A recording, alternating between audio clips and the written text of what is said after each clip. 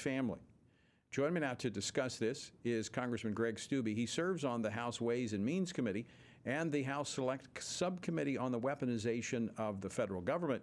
He has actually introduced articles of impeachment. He represents the 17th Congressional District of Florida. Congressman Steube, welcome back to the program. Hey, Tony. Thanks for having me. So let me get your thoughts on Speaker McCarthy's statement today about the impeachment inquiry process beginning and where you think this will lead and how long it might take. Yeah, I'm very thankful that he moved forward. Obviously, I felt compelled to file the articles of impeachment based on the evidence that I had seen. And now the Speaker of the House has determined that we should open an impeachment inquiry. And what that does is it gives these different committees special powers to be able to subpoena the president's financial records himself and see exactly where that money from these different shell companies were going. And if that money was to him, we know it came to Hunter over $20 million. We know for sure. So it allows us to have further powers. It is the logical next step to move forward. And I hope that these different committees will move in earnest. And the Judiciary Committee under the Constitution is the one tasked with the impeachment process. So it would be my assumption that once all this evidence is collected over, I don't know, the next couple of weeks to a month, that then the Judiciary Committee would move forward with the impeachment proceedings. So you think this will move forward pretty quickly? I hope so. In my opinion, that's why I filed the articles of impeachment. There's plenty of evidence already that there were specific federal laws that were broken during his time as vice president, things that he acted on while his time as president, that I felt the need to file the articles of impeachment. So I think the evidence is already there, but I think to help other members of the conference that may be more modern on their position or may not want to go through this, to be able to get all this information, actually subpoena the information, they're actually going to have the ability to depose the president as well. And so we'll see how the different chairmen move forward. But I definitely think this is a step in the right direction and a step towards impeachment proceedings. Now, I'm not surprised about what I'm going to say here in a moment. So, but I'm stating it to get your response. The media, the lying legacy media, basically dismissing this, saying there's no evidence. Republicans are doing this. Speaker's making this announcement. There's no evidence. I mean, you've been on the committee. You've sat through the hearings. You've heard the testimony. You've seen some of the documents. Just from my perspective, I've seen enough inconsistencies with what the president has said and what has been revealed that there's a problem here. Yeah, that's why I laid out all the evidence in my articles of impeachment that I filed. So I encourage your viewers to just go to our website, steube.house.gov, and you can get those when we filed them. It lays out all the evidence that supports all the different federal crimes that have been committed.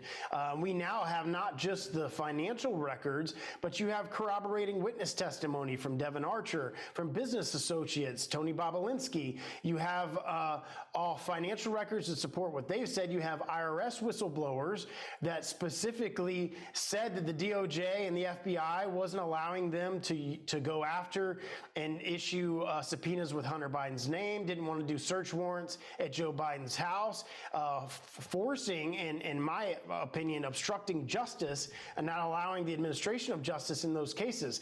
I think we have well enough of facts. And what's fascinating is the Democrats first said that Hunter's laptop was Russian disinformation. You had these intelligence officials that said it's Russian disinformation. You had all this attempt to try to cover up what were facts. And now they're just saying that now the defense is, oh, we don't have any evidence that Joe Biden actually took money. Well, you don't need to have evidence that he himself took money, but I think we're eventually going to get there. His family members took over $20 million for acts or omissions that he specifically did in the color of law. One of the examples was there's an oligarch from Ukraine or from Russia that gives $3 million to Hunter Biden, and soon thereafter there's a personal private dinner with Hunter Biden and Joe Biden in Washington, D.C. You have all of the things that happened with Burisma and the removal of the prosecutor there in Burisma, and I'm glad that the Speaker's moving forward with the inquiry because we'll be able to get to a lot of that information.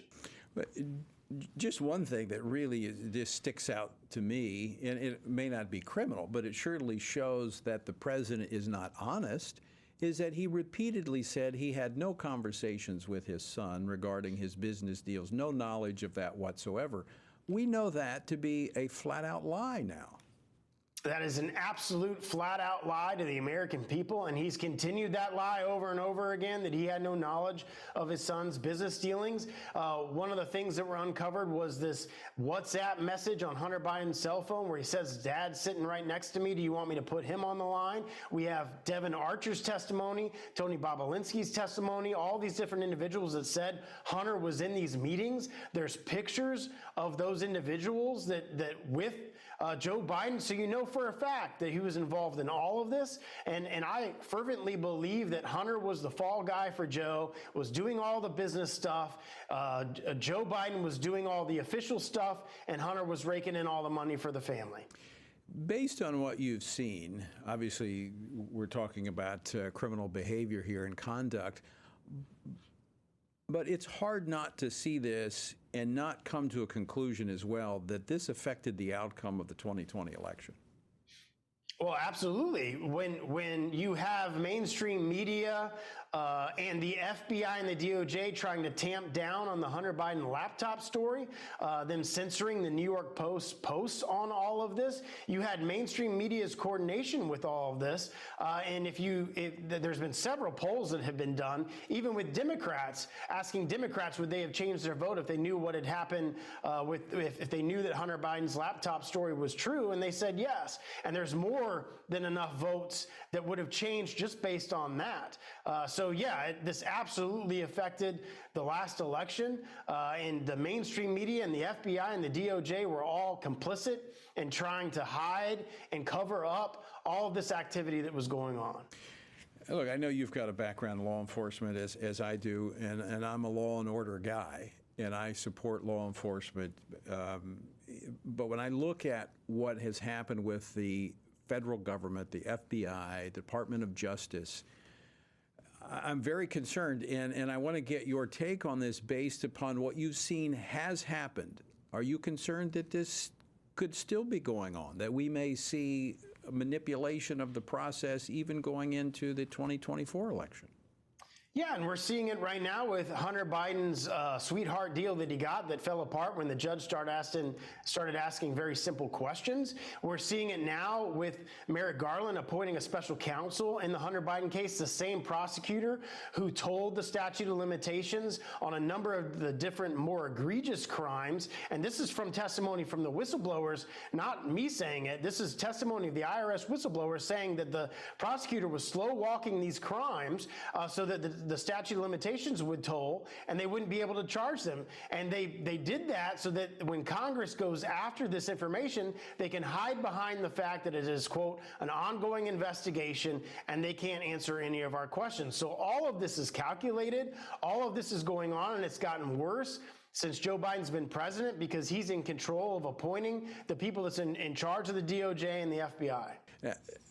Congressman Steube, that's kind of an MO, a mode of operation that we've seen of this administration. When Congress has launched an investigation, all of a sudden you see the appointment of a special counsel or an investigation. Is that all designed just to hide the information from Congress? I believe it is 100% because they can hide behind the fact that it's an active investigation and they don't have to give us the information that we're requesting.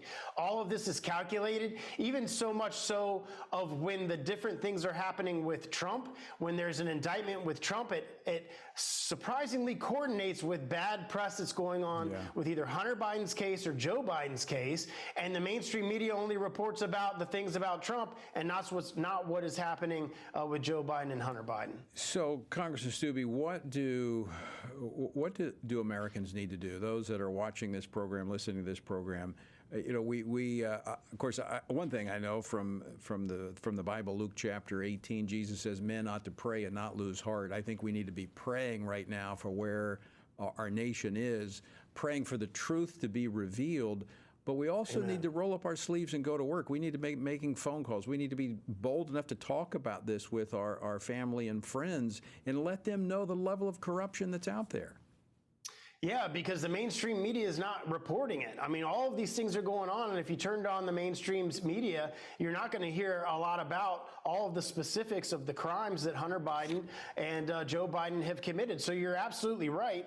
It's inherent on all of us to be able to get that information out, because the mainstream media is not going to put it out. And not to get political, but to obviously support candidates that are going to stand for truth and stand for justice and stand for the ideals and principles that founded America. Give out your website again. I know we've got a link to your Twitter, but I'm going to try to get that document up on TonyPerkins.com. But go ahead and give your website out again where people can look at the articles of impeachment. It's stubby.house.gov, and you can follow us on all the social media platforms at Rep. Greg Steube. All right, and I'm going to try to get, folks, I'm going to try to get that up on the site so you can look at it, because Greg has laid out all of the information there for you to see. And this is the kind of stuff that's good to have conversations with your friends, and not just, I heard this, but you can read it. And when you put it, I mean, Greg, when you file a bill with all of that listed in there, you've got the documentation to back it up. Yeah, and through, thankfully, all the different investigations that 3 different committees in Congress have been doing, everything from the Ways and Means, from the IRS piece, to oversight on all the different financial dealings, to the Judiciary and the Weaponization Committee, we've gathered a treasure trove of information and evidence, and it's hard looking at that, regardless of your political affiliation, to not know that crimes have been committed and not see that crimes have been committed. So that the left and the mainstream media can deny all day long that there's no evidence that Joe Biden was involved in this. There is tons of evidence that Joe Biden was involved in this. So much so, just with Burisma, that he got the prosecutor removed that was going after Burisma in Ukraine. I mean, and then Hunter Biden's making $90,000 a month for that. So now that the impeachment inquiry is open, we'll be able to go after the specific financial information of President Joe Biden and Hunter Biden, and that should open up a lot more facts and evidence before the American people. You've had subpoena power, but what has been the limitation thus far? Yeah, apparently we haven't been able to specifically go after the president and specifically subpoena his records because it wasn't an impeachment inquiry. So now by doing that formal impeachment inquiry act that the speaker has now done, it opens up that ability to go after his personal financial information. So what are you hearing from your colleagues regarding this in terms of the inquiry? Well, my conservative colleagues obviously feel like I do, that it's about time that we're moving forward and doing this. There's a litany list of evidence to support an impeachment inquiry. I mean, think about, I've sat through 2 impeachment proceedings in my 6 years in Congress when I was on the Judiciary Committee, and they impeached Trump for a phone call to a foreign leader. And you sit there and you read all this evidence, all this testimony, corroborating witness testimony, financial records, financial evidence, to sit back and not do anything when bribery and corruption and all these other federal crimes have been committed, I think would be a complete miscarriage of justice. Yeah, I mean, it certainly reeks of a double standard, no question about it. Congressman Greg Steube, always great to see you. Thank you so much for joining us today and for fighting the good fight. Yep, thanks for having me. All right, Congressman Greg Steube of Florida.